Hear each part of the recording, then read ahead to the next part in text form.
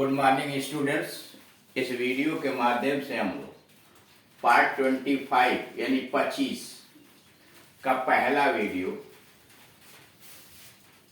और 182वां वीडियो, जिसके अंतर्गत ट्रांसलेशन में हम लोग काजेटिव वर्ब्स के विषय में यानी प्रेरणार्थक क्रियाओं के विषय में जानकारी प्राप्त करें।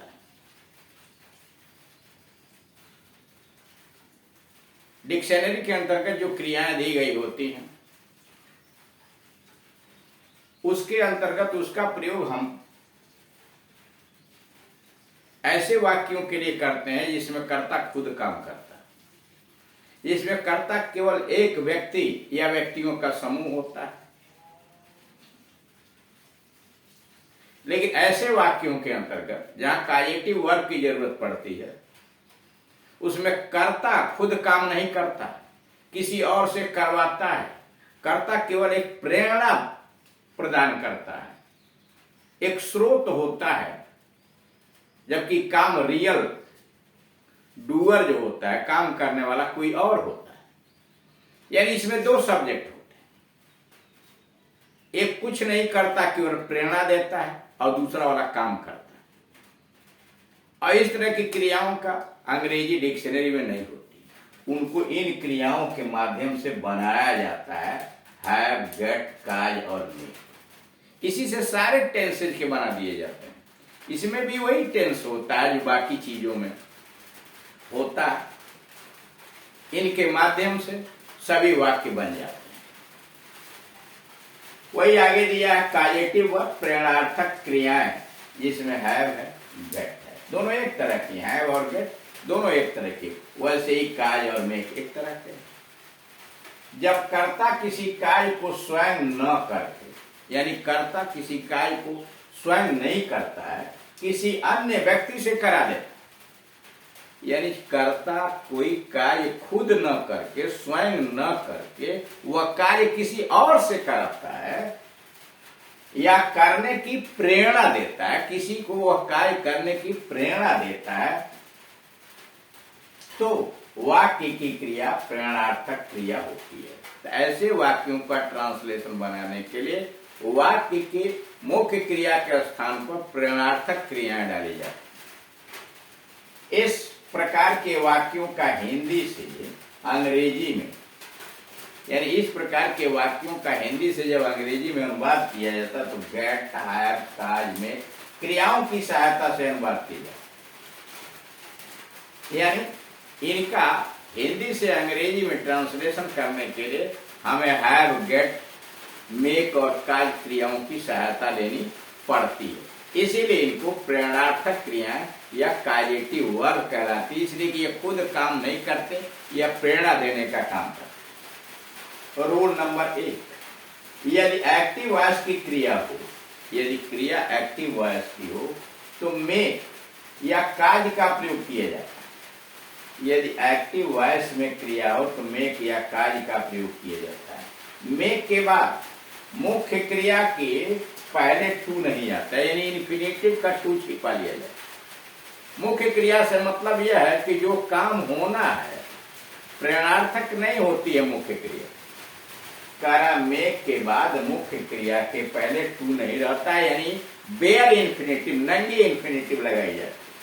और काज के बाद मुख्य क्रिया के पहले टू लगता है, यही अंतर। यानी यदि वाक्य एक्टिव वॉइस की क्रिया में है तो मेक और काज का प्रयोग करते हैं, लेकिन मेक के बाद इन्फिनेटिव का टू छिपा लिया जाता है और काज के बाद इन्फिनेटिव का टू लगता है। परंतु यदि मेक का प्रयोग पैसिव वॉइस में हो तो उसके बाद टू लग जाता है, उसके पहले टू लग जाता है। यानी मेक का प्रयोग पैसिव वॉइस में, यानी वाक्य पैसिव वॉइस में आया हुआ हो तो टू लगता है। जैसे आगे दिया है, उसने बच्चे को रुलाया, पास्ट इंडेफिनिट टेंस में। तो ही, अब उसने बच्चे को रुलाया ही क्या है, यह फॉल्स सब्जेक्ट है। रोने का काम तो बच्चे ने किया ना, रियल सब्जेक्ट तो बच्चा है। इसमें ऐसे वाक्यों में दो सब्जेक्ट होते हैं, एक वास्तविक सब्जेक्ट, एक फॉल्स सब्जेक्ट। ही यहाँ फॉल्स सब्जेक्ट है जो केवल प्रेरणा दे रहा है, कारण बन रहा है। और पास्ट इंडेफिनिट टेंस मेड का मेड लिखा ही मेड, यहाँ ऑब्जेक्ट के स्थान पर लिखा रियल सब्जेक्ट को। रोने का काम तो बच्चा ने किया, ऑब्जेक्ट के स्थान पर रियल सब्जेक्ट है। He made the child weep, देख रहे हैं वीप के पहले टू छिपा हुआ, he made the child weep. अगर वही काज से बनाते तो ही cause the child to weep, देख रहे हैं काज जब आया है तो पास्ट टेंस में ही cause the child to weep, make के साथ टू छिपा हुआ है जबकि काज के साथ टू आ गया। अब जरा वही चीज पैसिव वॉइस में देखिए, उसके द्वारा बच्चे को रुलाया गया, उसके द्वारा बच्चे को रुलाया गया। दी चाइल्ड, अब देखिए रियल सब्जेक्ट पैसिव वॉइस में यहां आ गया, the child was made to weep, अब वीप के साथ टू लग गया, यानी जब पैसिव वॉइस में क्रिया होगी यानी मेड में होगा तब वहां टू लगेगा। तो the child was made to weep by him, the child was made to weep by him, अथवा the child was caught to weep by him, दोनों तरीके ठीक है। The child was caught to weep by him, यानी इस तरह से आपने देखा कि एक्टिव वॉइस में अगर सेंटेंस बन रहा है तो मेक के बाद जो इन्फिनिटिव आएगी वह टू नहीं लगेगा, और काज के बाद अगर प्रयोग करें तो काज के बाद इन्फिनिटिव लगेगा। लेकिन अगर वाक्य पैसिव वॉइस में तो मेक के साथ भी और काज के साथ भी उसके बाद आने वाली क्रिया के साथ टू लग जाएगा। तीसरा वाक्य है, मैंने अपने घोड़े को तेज दौड़ाया, पास्ट इंडेफिनिट टेंस में, मैंने अपने घोड़े को तेज दौड़ाया। I made my horse run fast, I made my horse, I क्या है फॉल्स सब्जेक्ट है, मैंने नहीं, मैं नहीं दौड़ा, दौड़ने का काम तो घोड़ा करेगा, और मेड है प्रणार्थक क्रिया हो गई। और माई हार्स, हार्स जो है यही रियल सब्जेक्ट है, दौड़ा तो वही ना रियल सब्जेक्ट, और इन्फिनेटिव रखा यहां रन, दौड़ने का काम, तो यहां टू छिपा लिया, रन फास्ट। तो I made my horse run fast tense के अनुसार। और काज से बनाएंगे तो I cause my horse to run fast, बस इतना ही अंतर है। एक्टिव वॉइस में मेक का लगाएंगे तो इन्फिनेटिव का टू छिपा रहेगा, लेकिन काज लगाएंगे तो टू लग जाएगा। लेकिन अगर पैसिव वॉइस में बनाते हैं तो वहां दोनों जगह इन्फिनेटिव में टू लगा हुआ है। जैसे my horse was made to run fast by me, देखिए अब यहां रियल सब्जेक्ट आ गया, my horse was made to run fast, मेरे द्वारा, हिंदी हुई, मेरे द्वारा घोड़े को तेज गति से दौड़ने के लिए प्रेरित किया गया। My horse was made to run, दौड़ाया गया, मेरे द्वारा मेरे घोड़े को तेज गति से दौड़ाया गया। My horse was cast to run fast by me, passive voice, यानी पैसिव वॉइस में दोनों का मॉडल एक ही है। अब आइए रूल पर, यह बना कैसे है।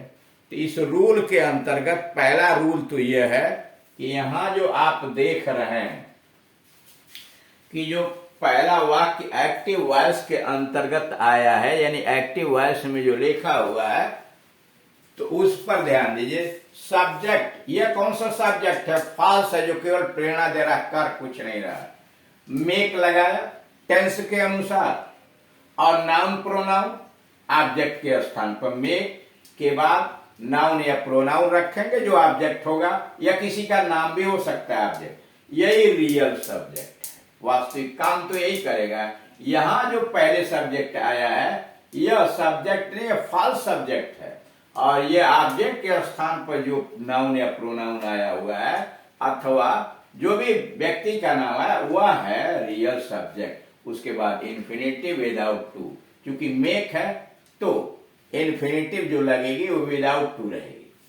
दूसरा है सब्जेक्ट लिखिए, काज लिखिए टेंस के अनुसार, नाउन प्रोनाउन यानी ऑब्जेक्ट जो होगा, यानी ये ऑब्जेक्ट कौन सा है, वही जो रियल सब्जेक्ट है जो काम करेगा, और उसके बाद इन्फिनेटिव यानी इसके साथ टू रहेगा।